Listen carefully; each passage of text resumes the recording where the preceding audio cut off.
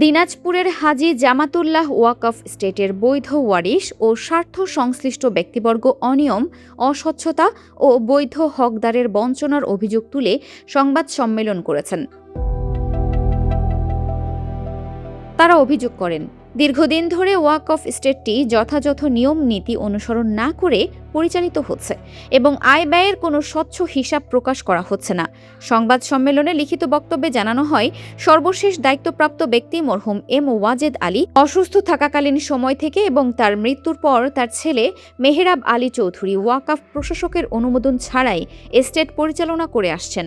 তিনি কখনো নিজেকে নায়েবে মোতাওয়াল্লি, আবার কখনো মোতাওয়াল্লি পরিচয় দিয়ে ওয়াকফ স্টেটের প্রায় ৪৭ বিঘা জমির মধ্যে ৪১ বিঘা আবাদি জমির ফসল ও অন্যান্য সম্পত্তির আয় এককভাবে নিয়ন্ত্রণ ও ভোগ করছেন বলে অভিযোগ করা হয়েছে। বক্তব্যে আরও বলা হয়, বৈধ ওয়ারিশগণ এবং লালবাগ ১ নং জামে মসজিদ দীর্ঘদিন ধরে তাদের প্রাপ্য অংশ থেকে বঞ্চিত হচ্ছে।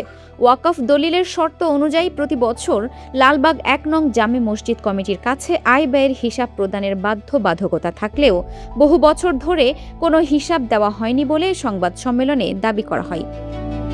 স্থানীয় ওয়াকফ পরিদর্শকের কার্যালয়ের তথ্য অনুযায়ী বর্তমানে এস্টেটটির কোনো বৈধ অনুমোদিত মোতাওয়াল্লি নেই বলেও উল্লেখ করা হয়। এছাড়া ২০১৫-১৬ অর্থ বছর পর্যন্ত ১,৪০,১৪৫ টাকা ট্যাক্স বকেয়া রয়েছে বলেও জানানো হয়। ওয়ারিশ ও মসজিদ কমিটির সদস্যদের সমন্বয়ে পরিচালিত তদন্তে আবাদি জমির আধিয়ারদের কাছ থেকে কয়েক বছরের অগ্রিম অর্থ গ্রহণের তথ্য পাওয়া গেছে।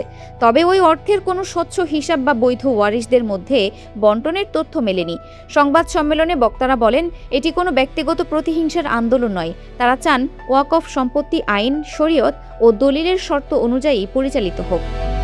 তারা হাজী জামাতুল্লাহ ওয়াকফ স্টেটের আয় ব্যয়ের পূর্ণাঙ্গ ও নিরপেক্ষ তদন্ত, অনুমোদন ছাড়া দায়িত্ব পালনের বিষয়ে আইনগত ব্যবস্থা গ্রহণ, বৈধ ওয়ারিশদের পাওনা পরিশোধ এবং বৈধ মোতাওয়াল্লি নিয়োগের দাবি জানান। পাশাপাশি ওয়াকফ সম্পত্তি ব্যক্তিগত স্বার্থে ব্যবহার বন্ধে প্রধান উপদেষ্টা, স্বরাষ্ট্র মন্ত্রণালয়, ধর্ম মন্ত্রণালয় ও ওয়াকফ প্রশাসনের কার্যকর হস্তক্ষেপ কামনা করেছেন তারা।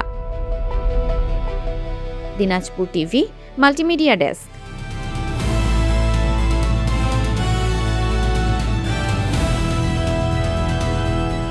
দিনাজপুর টিভি মানুষের জীবনের কথা বলে।